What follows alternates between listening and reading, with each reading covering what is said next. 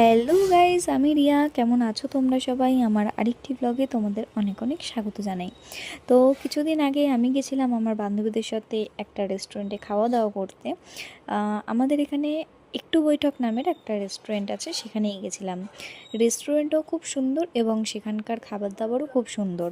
খাবার দাবার অর্ডার করার পরে আমরা ওয়েট করছিলাম এবং ঢংচং করছিলাম। ঢংচং করতে করতে খাবার দাবার আসার অপেক্ষা করছিলাম।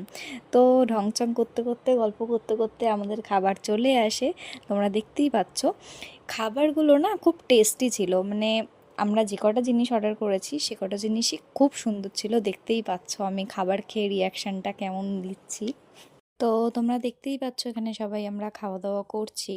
তারপর সবার খাওয়া দাওয়া শেষ হয়ে যায়, কিন্তু আমার খাওয়া এখনও শেষ হয় না। কেন? না, আমি চামচ দিয়ে খাচ্ছি বলে। চামচে খাবার ওঠে না, আর আমি চামচ দিয়ে খাবো। রেস্টুরেন্টে এসছি, একটু বড়লোকিয়া ব্যাপার দেখাতে হবে না?